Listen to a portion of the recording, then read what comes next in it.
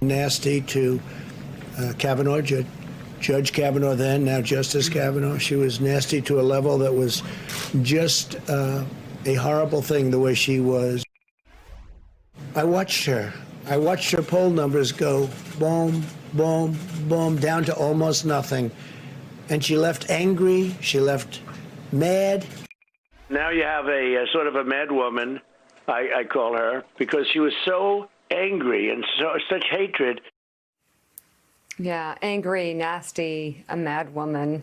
It may be no surprise that President Trump falls back on sexist terminology when talking about vice presidential contender Kamala Harris. But our next guests warn that the problem goes deeper than that. Joining us now, Tina Chen, President and CEO of Time's Up Now and Time's Up Foundation, focusing on the treatment of women in the workplace. Time's Up has joined a new group of female leaders called We Have Her Back, and they have penned a letter warning the media about stereotypes and tropes often used to describe female politicians. Also with us, Lauren Leader, CEO and co-founder of All In Together, a nonpartisan, nonprofit organization centered on the civic education of women. Her new piece for Know Your Value is titled The Role We All Play in Keeping Sexism Out of Presidential Politics. Great to have you both. Tina, I'll start with you. You've been there, done that, seen it all the way from the top levels of the White House, how it happens on the campaign trail and in basic. I think, though, Donald Trump has taken it to a new level, and I worry, and I wonder if you worry, that, you know, the bar has gone down again. Well, that's what We Have Her Back is all about, is not to let that bar go down so far, because we can't let it go down that far. You know, we all came together over the last couple of weeks because a lot of us have been through this, you know, like our friend Valerie Jarrett, people like Fatima Gas-Graves. We've lived this before we knew what was coming. And we said, we're not going to sit back anymore. We're not going to let that just happen. We need to call it out when it happens. Because let's be clear, Mika, this isn't just about Kamala Harris and the vice presidential nominee. When you hear things like nasty, angry, you know, phony about women leaders, it trickles down.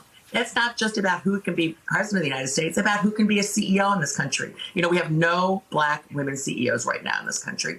It's about who can be, you know, the leader in your business.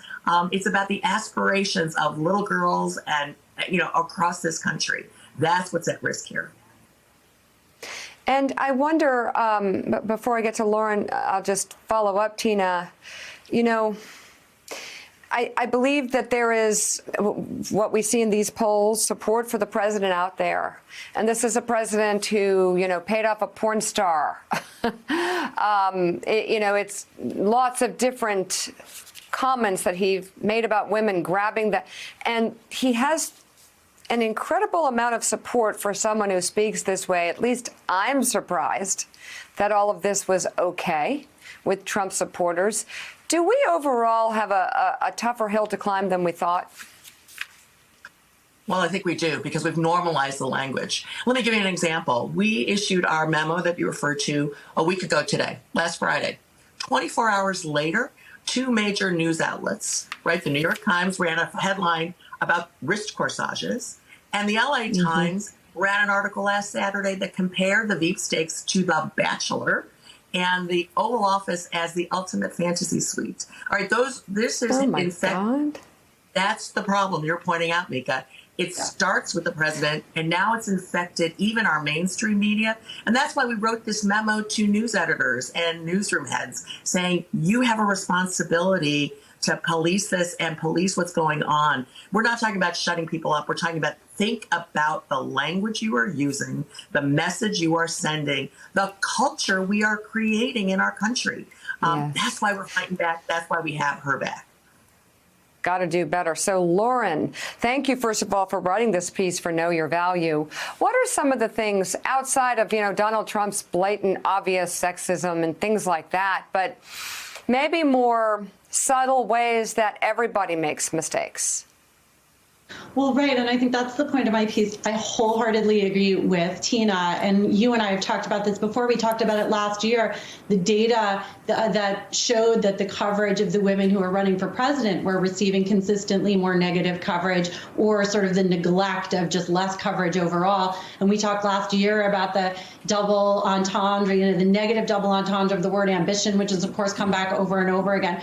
The media does have an issue. Remember that women and especially women of color remain dramatically underrepresented in newsrooms, in print, television, and digital. And so their voices get overlooked. And I think that's part of why, the headlines Tina pointed out are so obvious in a way. Had there been more women on those news desks, we might not have had those kinds of headlines. But the issue now is that this goes way beyond the media. The media has a critical role to play, but so does every individual. And the point that I made in the piece is that we're all accountable.